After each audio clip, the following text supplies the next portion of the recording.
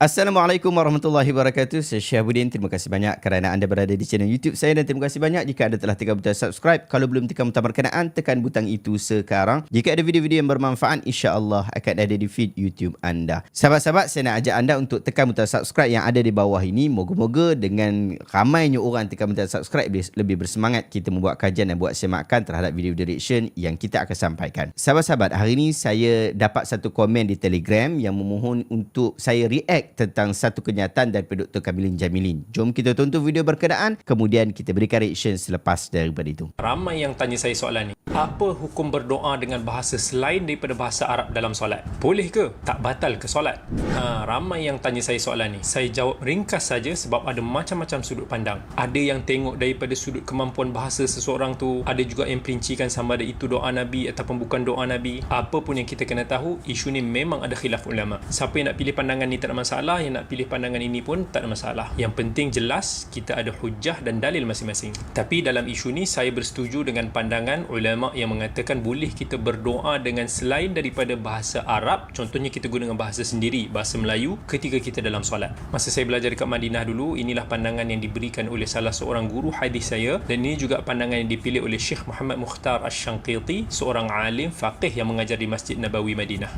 Apa alasan ataupun hujah pandangan ni? First, doa ni kunci dia daripada hati. Lisan ni dia cuma akan follow apa yang ada dalam hati kita, dan otak kita akan memanifestasikan ungkapannya mengikut bahasa yang kita tahu. Bila kita doa ni, ia merupakan satu permintaan yang penuh pengharapan walau apapun bahasa yang digunakan oleh lisan kita. Allah Maha mendengar dan Allah Maha mengetahui segala bahasa. Jadi kalau kita tak pandai bahasa Arab, takkan kita tak boleh berdoa? Best lah macam tu orang Arab yang ada advantage. Tak adil lagi tu kan. Sedangkan orang kita yang tak pandai bahasa Arab jadi kurang khusyuk sebab susah payah nak pilih perkataan-perkataan dalam bahasa Arab yang kita tak pandai, yang kita tak faham. Sedangkan kalau nak minta sesuatu, kenalah faham apa yang kita minta. Second, Nabi SAW pernah ajar kita untuk berdoa selepas kita tahiyat. Sebelum kita bagi salam, Nabi kata, "Thumma yatakhayyar minal mas'alati ma syaa." Lepas dia tahiyat tu, pilihlah dia nak berdoa apa-apa sahaja yang diinginkan. Hadis riwayat Bukhari dan Muslim. Jadi bab berdoa ni luas, tak terikat dengan sekadar doa-doa yang Nabi SAW ajar ataupun Nabi gunakan. Kita boleh minta apa sahaja. Katakan dalam sujud kita ataupun sebelum kita bagi salam tu, kita nak minta, "Ya Allah, bagilah anak-anak aku ini dapat semua dalam pelajaran dia." Dan mestilah lafaz yang macam tu tak ada dalam doa Nabi SAW yang bahasa Arab. Jadi tak adalah semestinya kita nak doa sesuatu tu mesti kena dalam bahasa Arab, sebab tak semua orang yang pandai bahasa Arab. Sedangkan apa yang kita nak minta tu dalam ungkapan hati kita ni ada macam-macam. Kadang-kadang nak describe dalam bahasa sendiri pun tak terungkap. Lainlah dengan bacaan-bacaan zikir dalam solat yang Nabi SAW dah ajar kita, yang itu memang terikatlah dengan apa yang Nabi ajar bagi siapa yang mampu. Sedangkan bab berdoa ni luas. Tapi sudah semestinya doa yang ma'thur daripada Nabi ataupun doa yang Nabi SAW ajar dengan lafaz-lafaznya itulah yang paling afdal. Sebab biasanya doa-doa Nabi ni lafaz dia ringkas tetapi makna dia luas, merangkumi kebaikan dunia dan akhirat.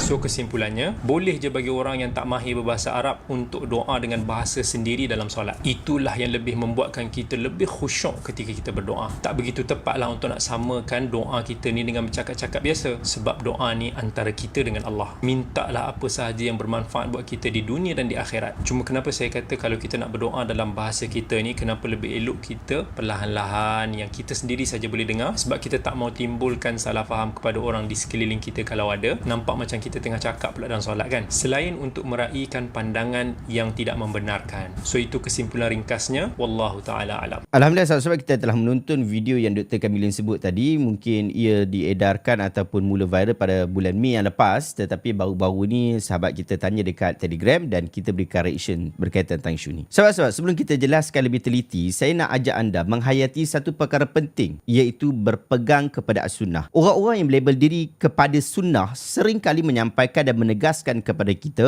tentang hadis Nabi SAW.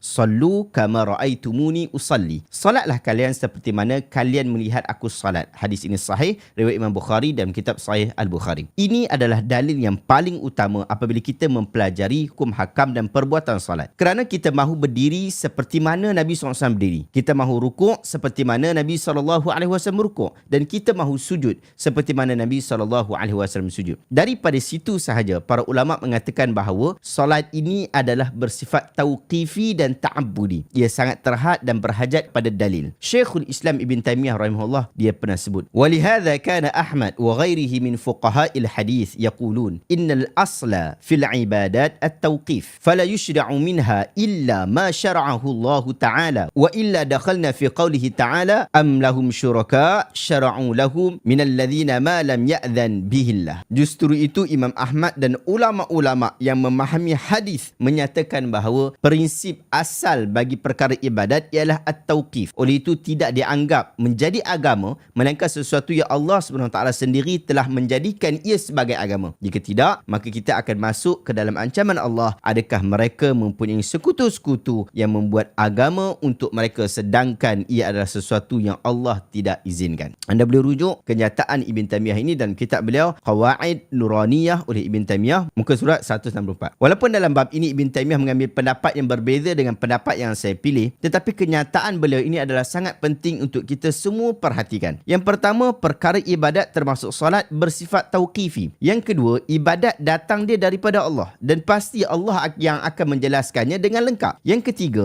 ibadat seperti salat sangat penting sehingga ia pasti sama dengan orang dahulu dan orang yang sekarang. Bahkan sekalipun negara dan adat berbeza, pasti ia sama. Ibadat patut mengikut garis Allah, bukan ijtihad, bukan pandangan orang ini dan juga pandangan orang itu. Apabila kita memahami konsep berkenaan, maka barulah kita akan faham mengapakah solat ini tidak boleh direka-reka sekalipun kita rasa ia sangat bermanfaat buat kita. Orang Melayu pasti suka untuk dapat baca Fatihah di dalam bahasa Melayu. Mereka juga pasti gembira jika dapat menggayakan bahasa ibunda di dalam iftitah dan juga takbir. Tetapi agama kita larang kita daripada melakukan hal berkenaan kerana solat bersifat tauqifi. Kita mahu solat seperti mana Nabi solat. Bahkan Nabi suruh kita solat seperti baginda solat. Tetapi jika solat orang Mesir, orang Malaysia, orang Minang, orang Melayu tak sama, bagaimana kita nak berhadapan dengan Allah Ta'ala untuk menjawab persoalan ini? Sahabat-sahabat, secara umumnya, di dalam isu membaca doa ketika sujud ini, para ulama bersisih pandangan kepada dua pandangan. Pandangan yang pertama mengatakan boleh untuk berdoa di dalam bahasa Melayu ataupun bahasa-bahasa lain ketika sujud seperti mana yang kita dengar daripada Dr. Kamilin Jamilin sebut tadi. Yang kedua, melarang membaca doa ketika sujud selain di dalam bahasa Arab sahaja. Kedua-dua pandangan ulama ini mengemukakan hujah masing-masing. InsyaAllah kita akan nilaikan satu persatu. Pandangan yang membolehkan, secara umumnya pandangan ini mengatakan bahawa seseorang Muslim yang bercakap di dalam bahasa Arab, hendaklah dia berdoa dalam bahasa Arab lah. Bahasa yang dia bercakap itulah bahasa Arab. Tetapi kalau dia tak tahu bahasa Arab, mereka diberikan kelonggaran. Pun begitu, pandangan ini sahaja ada dua sisi cara faham. Yang pertama, dia benarkan hanya kepada orang yang tiada kemampuan bahasa Arab saja. Ini adalah salah satu juga pendapat daripada mazhab Syafi'i. Yang kedua, yang membenarkan secara mutlak seperti mana yang Dr. Kamilin sebut tadi. Bermaksud sesiapa saja boleh berdoa dalam bahasa apapun ketika sujud. Selain daripada hujah yang disebutkan oleh Dr. Kamilin, pandangan-pandangan ini berhujah dengan sabdaan Nabi SAW, aqrabu ma yakunul 'abd min rabbih wa huwa sajidun fa aktsirud du'a. Keadaan yang paling dekat seorang hamba dengan Tuhan dia ialah ketika dia bersujud. Maka perbanyakkanlah doa pada waktu sujud. Hadis ini sahih riwayat Imam Muslim di dalam kitab sahih beliau. Secara umumnya, hadis ini menyuruh kita untuk memperbanyakkan bacaan doa ketika sujud. Maka tidak mampu untuk dibanyakkan doa melainkan seseorang itu mahir di dalam bahasa berkenaan. Orang Arab menggunakan bahasa Arab untuk memperbanyakkan doa kerana itu adalah bahasa yang mereka mahir. Maka orang Melayu, orang Parsi, orang India, orang Cina boleh menggunakan bahasa ibunda mereka. Akhirnya, maksud di dalam hadis berkenaan akan tercapai. Apatah lagi bagi orang tua yang sukar untuk mempelajari bahasa Arab, atau jika belajar pun akan mengambil masa yang panjang, maka akan menjadi kezaliman pula lah kepada mereka sekiranya mereka tidak dapat berdoa sebanyak-banyaknya hanya kerana terhalang dengan penggunaan bahasa sahaja. Sedangkan dalam surah At-Taghabun ayat 16, jelas Allah Ta'ala sebut,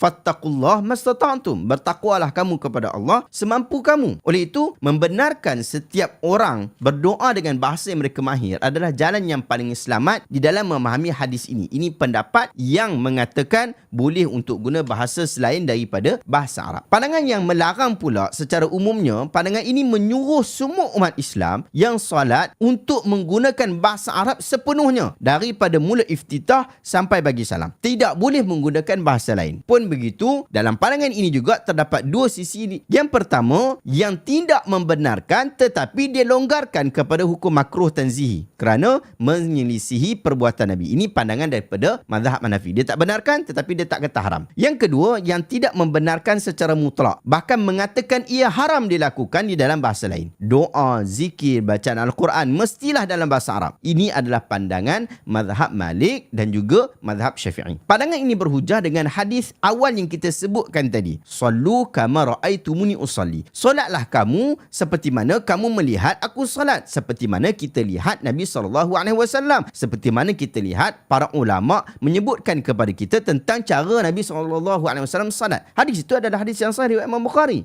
Jadi kena berbalik kepada hukum asal dalam bab ibadat, apatah lagi dalam bab salat, ia adalah tauqifiyah dan ubudiyah. Maka sangat-sangat berhajat kepada dalil. Tidak boleh mereka-reka sendiri. Pada zaman Nabi Muhammad SAW, terdapat beberapa orang sahabat Nabi yang terkenal sebagai bukan Arab, seperti Salman Al-Farisi daripada Parsi, Abu Rafi' daripada Mesir. Tetapi tidak ada satu periwayat yang menyatakan bahawa mereka berdoa di dalam bahasa selain bahasa Arab ketika waktu sujud. Tidak tepatkah kita jika kita mengikuti nasihat para ulama, laukana khairan lasabaquna ilaih? Jika perkara itu baik, nasihat kita akan didahului oleh sahabat dan para tabi'in. Dah kita sebut pandangan-pandangan ni, apa pula pandangan yang saya pilih? Pandangan yang terpilih. Yang Dr. Kamilin pilih, kita dah jelas. Pandangan yang saya pilih apa pula? Sahabat-sahabat, di dalam meneliti pandangan yang mahu diamalkan, kita patut membangkitkan persoalan terlebih dahulu. Adakah yang memudaratkan sehingga seseorang mahu dibenarkan untuk membaca doa di dalam bahasa Melayu ketika sujud? Adakah tidak memadai doa-doa pilihan yang telah dihafal? Bahkan Dr. Kamilin pun sebut tadi, sesuai kita baca apa yang maksud daripada Nabi SAW. Dan ia ringkas dan padat. Atau adakah kita mempunyai keuzuran yang tidak boleh dielakkan langsung? Saya mungkin boleh berkompromi dengan ketidakmampuan sebahagian orang untuk mempelajari bahasa Arab kerana faktor usia, tua dan kesihatan. Lalu kita memilih pandangan yang mudah bagi mereka untuk membaca doa ketika sujud dalam bahasa yang mereka mahir. Tak kisahlah mereka baca doa dalam bahasa Melayu waktu sujud. Tetapi secara praktikalnya, fatwa yang membolehkannya telah digunakan secara mutlak sehingga semua orang tidak langsung dianjurkan untuk mempelajari bahasa Arab, tetapi terus saja dianggap sebagai tidak berkemampuan tanpa melalui sebarang proses pembelajaran dan usaha yang hari ini lebih mudah untuk kita belajar bahasa Arab pun memahami bahasa Arab berbanding satu ketika dahulu. Tetapi hari ini terus saja orang itu dilabel sebagai tidak berkemampuan. Serta dianggap pula agama ini menzalimi orang-orang ini kerana tidak membenarkan dia berdoa dengan sebanyak-banyaknya seperti mana hujah pandangan yang pertama. Sedangkan mereka lebih perlu untuk memahami apa yang mereka baca dalam iftitah, Al-Fatihah, sujud dan tahiyat berbanding doa pada ketika sujud. Oleh itu, sangat-sangat perlu untuk kita menggalakkan masyarakat mempelajari bahasa Arab sehingga keutamaan sunnah dipenuhi. Maka saya lebih cenderung kepada pendapat yang tidak membenarkan doa ketika sujud dibaca dalam bahasa selain Arab, melainkan ada keperluan. Ia lebih menepati sunnah, lebih menepati disiplin kaedah tawakuf dan ta'abbudi, dan lebih dekat dengan apa yang Nabi SAW